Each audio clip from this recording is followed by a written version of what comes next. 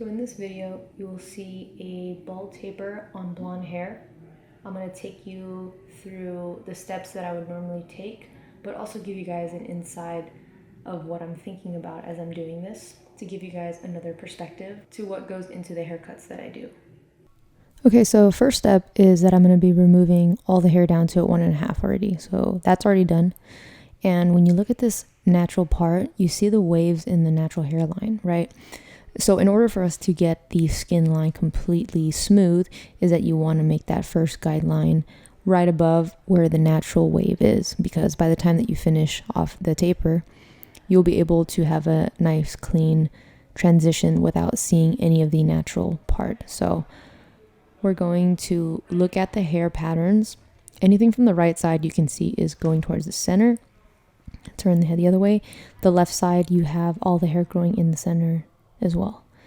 So one of the things that's really difficult sometimes about fading really short hair is that you are dealing with a lot of different growth patterns, different hair densities, different dents in the head, and the goal is to lighten all the shade and get everything consistent. Okay, we're going to use that top section right here where it's the most dense as my first guideline. Now I'm putting pretty light pressure as I'm working this into the hair. The easier and lighter your hands are to the tools that you're using pressing against the scalp, it's going to be a lot easier to blend out, because as we apply more pressure, you're adding harder lines to blend out. So just keep in mind your hand pressure, because that has helped me a lot. Now when I'm scooping underneath going this way, you are actually kind of able to blend out your skin line doing it this way, because if you flipped it the other way around and face down towards the skin, that's going to run a little bit tighter than the direction that I'm doing it right now. So light line in, barely carved, and then I went all the way upward to that line going in reverse so that I didn't put any kind of tension or stress against the skin, because a lot of times the back of the neck is a pretty sensitive spot, so you definitely want to be careful. I always use this fade brush because combs don't always remove all the hair, and I might accidentally cut into a spot that I thought had hair but it wasn't. It's just sometimes the stray hairs kind of fly everywhere. So having a fade brush like this is always going to help you really well, or any kind of boar brush also does really great. So okay, now I'm going to grab my foil shaver and I'm going to lightly remove all the hair in this section here. Again, I'm using very light pressure, maybe towards the bottom, like going towards like the shoulders.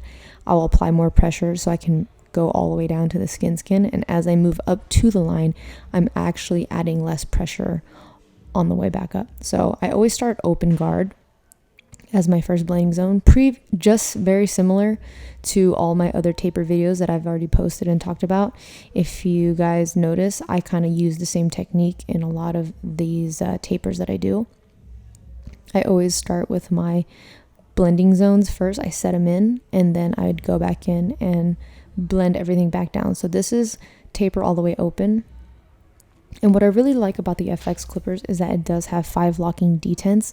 And if you want more information on the actual clipper itself and what I mean by that, go ahead and visit my other video on the unboxing of the Black FX, and I go through the steps of what that means in the system of the actual tool so that you can kind of understand. And what it does is that it helps you kind of stay in consistent.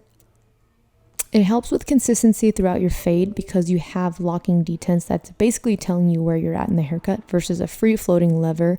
You actually can forget where you were at, and depending on what part of the haircut you're in, those little details do matter and can shift it a lot. So as you see, I'm closing and going down the line using my locking detents closer and closer as I move back down to my original area.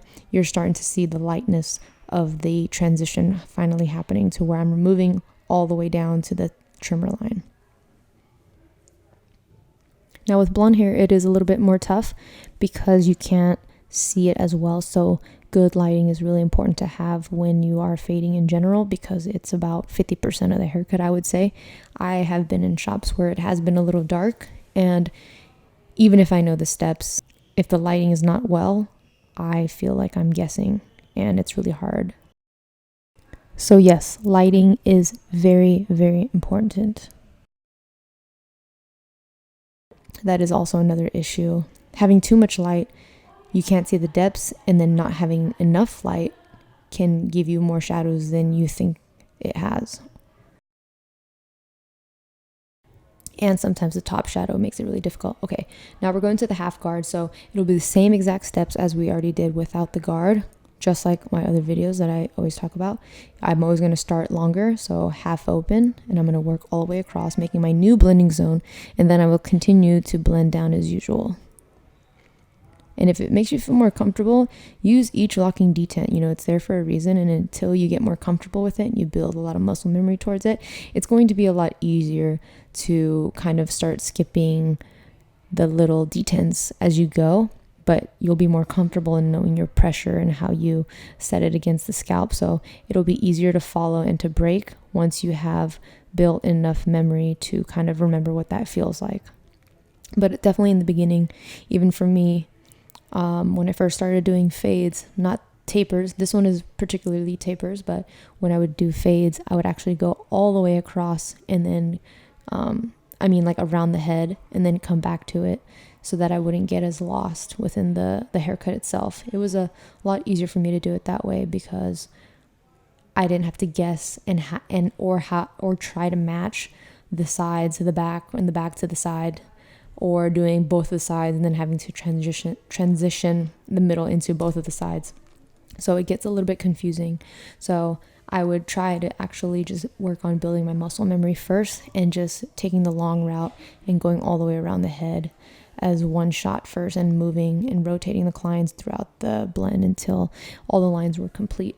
So right now, I believe I'm in the number 1 guard. We are doing a little cross cutting. As you can see, anytime I use the corners, that is me detailing the haircut because some parts of the head are dented or have a heavier texture and density of the hair. So I'm applying a different technique to make sure that I can still maintain the blend without losing its shape by just fine-tuning those certain areas only.